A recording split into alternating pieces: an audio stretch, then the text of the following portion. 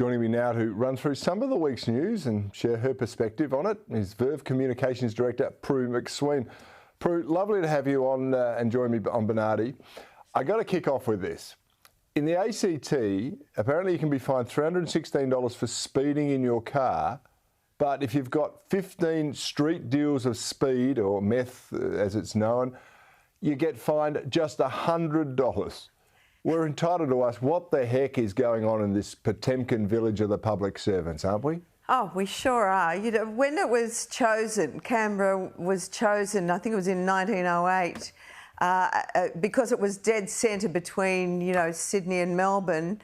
I think King O'Malley, who was one of the local politicians, said cold climates are supposed to produce geniuses. Well, I think what it's done is freeze the politicians' brains, because I tell you, that decision is so stupid, and I can't imagine anybody around the rest of Australia would agree with it.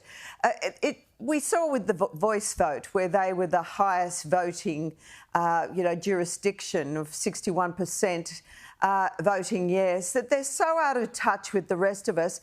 And the terrible thing is that they're there making the decisions and influencing a lot of really lazy ministers, Cory. You know, you were across your brief, you're a politician with some intelligence and integrity, but we've got a lot of morons who are sitting in those seats who are put there by, because of the factions or whatever, who knows, the colour of their skin, their gender, etc. They wouldn't have a clue.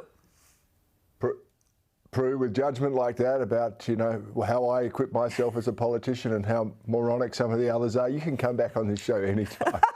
Thank you, mate. Speaking of morons, right, and this is about Joe Biden, not you, Prime Minister. The Prime Minister is back from supping with Joe Biden, and next month he's going to head off to meet with the Chinese president. They're two very different leaders, Prue, and it's fair to say one is going to be much sharper to deal with than the other one. And I've just noticed also the government has allowed the Chinese to keep the lease on the port of Darwin. Do you think this is a front-running move to appease the communist state ahead of the meeting so he gets treated a bit better? Oh, 100%. I'm sure that, they've done a lot of shuffling in their time. OK, we'll give you, the barley and the grog. We're waiting on all the other things, the lobster, etc., trade deals, and we'll reinstate that. You've got to look after us with the Port of Darwin and, in fact, Newcastle.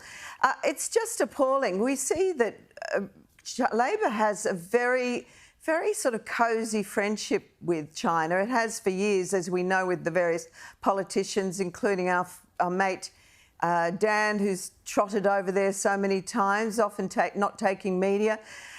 We've seen the Belt and Road, and it's a huge worry because we are so reliant on them, but we haven't got the muscle power, and certainly from Albanese's point of view, I don't think we have the fortitude to man up and say, listen, we're sick of your bullying, your extortion when it comes to, or coercion, I suppose is a better word for trade. And, the fact that the whole diplomatic icing, and sadly, we have just let them run the race. It's like a cat playing with a cockroach, and sadly, we're the cockroach. We would never think of trying to, maybe stop or threaten to stop agricultural exports or energy or resources exports, and they really need us now. China is not in a great way economically, and Xi is not in as strong a position, but he looks at us and probably just laughs. Well, we need each other, right, in a respectful trade relationship. But, Peter Dutton, I think, has muscled up on this, and he's had some strong advice for the PM this morning on Sky News. Have a look at this.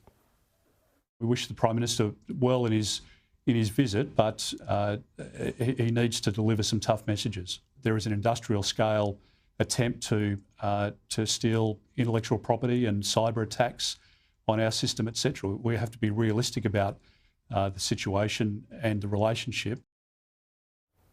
Peter Dutton's right, in my view, Prue. Do you think the Prime Minister, though, will have the courage to raise the cybersecurity, the stealing of intelligence by the Chinese with the President? Not at all. I've noticed with Albanese that he really wants to be liked. He's the good guy, the guy who sort of can be a bit hokey and folksy. And, there's no way he's going to man up to China. And, it's quite scary because we rely so much on them. As you say, there is a two-way street there, but they've treated us with contempt for so long that I just think that we're a joke to them. And, when you look at what's happening in the East and South China Sea, the fact that they're just assuming more and more control, the Taiwan sabre-rattling, and they must laugh at a very weak America with a very weak president, and as far as I'm concerned, a weak PM in Australia, one that can be, sort of manipulated. And that extends, Prue, because Peter Dutton was also critical of the government's decision to abstain from UN General Assembly resolution calling for a ceasefire in Gaza, saying, hang on, here it is, have the grab. The Prime Minister had an opportunity here in the United Nations to send a clear message about our values and where we stand, and he failed that test. And I think it was an incredibly weak display of leadership from the Prime Minister.